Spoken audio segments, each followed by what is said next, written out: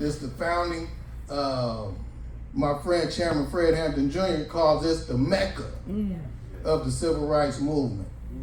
I was fortunate enough to go to South Africa, and they chant a mandala. That's their way of saying power to the people. They say it means the power is in me, which is in our translation, power to the people. So when you get into the founding of the Black Panther Party, Chairman Bobby Seale wrote, Dr. Huey P. Newton came up with the ideas and they did it together. But rule number one, we want freedom. We want power to determine the destiny of our own community. Not gonna touch all of them, just some key points.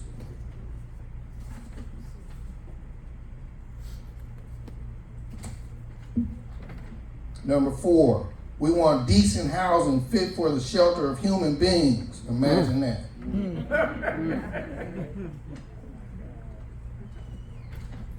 Lastly, but not least, I don't even have to get to it. Number 10, we want freedom. We want, let me read it right. I don't want to miss. We want land, a parcel number. We want bread. We want housing. We want education. We want clothing. We want justice. And last but definitely not least, we want peace. So one thing that Huey taught my household was sometimes to get to that peace, you may have to be the person with the biggest gun in the room. And that doesn't mean use it. That just means bring your gun. And you can use that as a metaphor, or you can use that in a physical form. But in my opinion, when I have somebody like a Rhea Cotton and she comes to the table and says, I got my construction crew, I got everything I need, let me buy this, that's my loaded gun. Now you're gonna turn me down, or you're gonna sell it to this other person that does not necessarily look like me. I've been dealing with a stressful property in San Francisco, and I had to put somebody that didn't look like me to represent the showing, because the people maybe didn't want to work with me. So this thing still goes on right now. Redlining is real and has been real. Old Panther story. And Panthers aren't just Ungawa Black Power. Panthers, I know some white Panthers as soldiers. Panthers don't have a color. This is a movement. This is a movement of an economic class. And let me go backward a little bit more. The Black Panther Party, from my understanding, wanted proper representation in the city government. So they lobbied out to Lionel Wilson, who ended up being the first black mayor of Oakland, who didn't want any part of that. That was the Black Panther Party that I grew up knowing and loved. Also, the Black Panther Party, like the sister said, brought health care to the community. They also brought busing to and from hospitals and to prisons to see people that did not have the opportunity to see their loved ones who were probably unjustly locked up. Now, some people need to be locked up. Let's just be frank, but everyone is not that person. So we, and I'm saying we as a representative because I'm only the legacy, but we felt that was important for our community. The breaking of the black families have been real. I mean, devastating across the globe, especially in this United States. On Saturday, we'll be fortunate to hear my aunt, who was invited by our big sister, Rhea Cotton, and Marie. Shout out to Marie. What she's doing in Oakland right now is building affordable housing. 80 units, 7th and Campbell.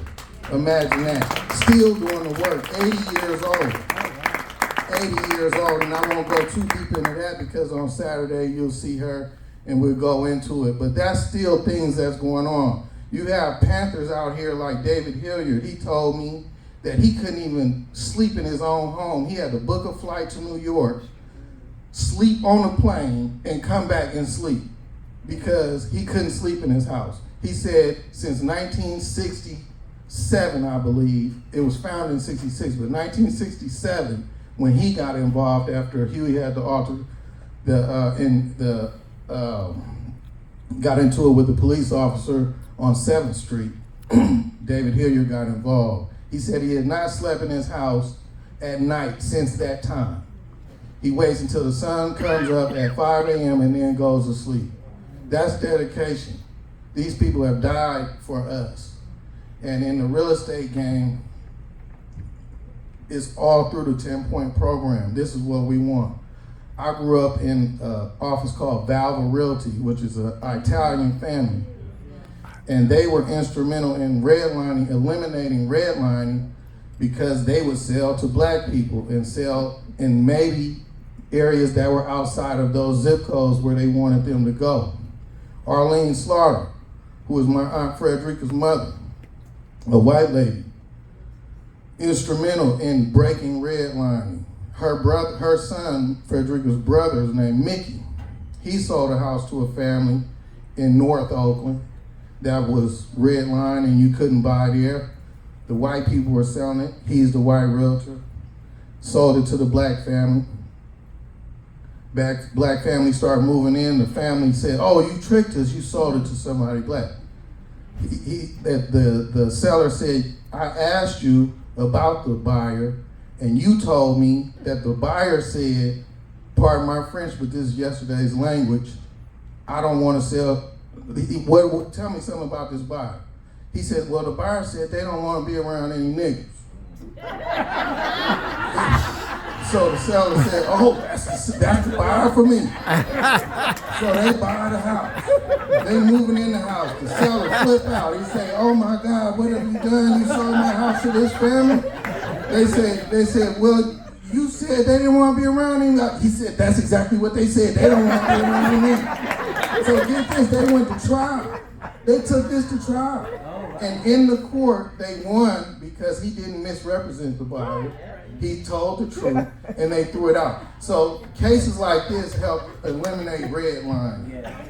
And as my sister Janisha said, we are Oaklanders. We don't have a choice. We here, we not going anywhere. Some years ago, not that long, but maybe last 5, 6, 7 years, a lot of us moving out the way. Stockton, Antioch. Please stay, please stay. But now I understand I might go out there too. It's rough out here, man. It's rough out here. These prices, these interest rates, windows breaking. But what the Black Panther Party told us was we need to have the power to determine our own destiny.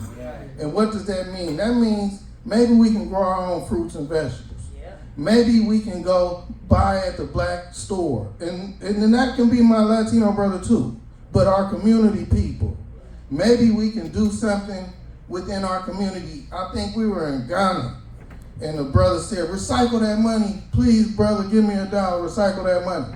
I had a lady that broke down in tears. She was selling her house in Richmond.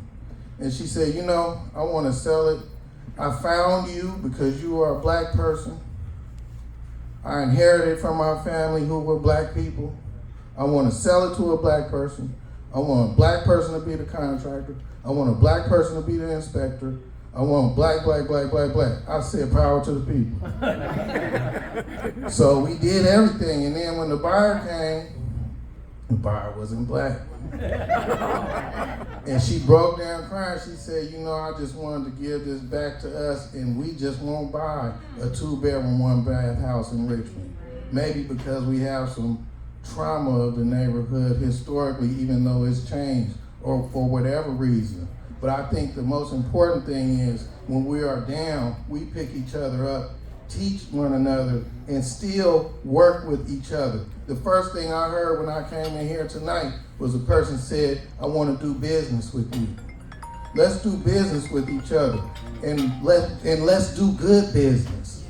Let's not do bad business and beat my brother. Let's do good business and take care of each other. Let's keep our people in the office and let them do the work and tell them what we need. Let's not just get mad and say, "Oh, well, this is not happening. Well, what do we need? How can we correct this?" It's so many things. And I'll hit you with a little Huey quote in here that you may not hear because I know I'm running out of time. But a Huey quote you may not hear that much is, "Laws should be made to serve the people. People should not be made to serve the law." So let's make these laws work for us. Let's make buying houses a little bit easier. Let's go to a lender that will work with us and get us at least give us a equal chance. I work with Coldwell Banker, which is probably not an owner like me, but that gets me in the door with people that wouldn't necessarily work with Newton Realty. And then we can spread that, because I know coming in the room, I look how I look. So then they say, oh, well, what's going on? Then I have these people behind me, then they want to talk. So if I was beautiful like my brothers and sisters, big brother Don Dunbar and sister Red Condon, they'll let us in, and then I can get to that point. So I won't keep anybody any longer. I appreciate being here. Thank you, everyone.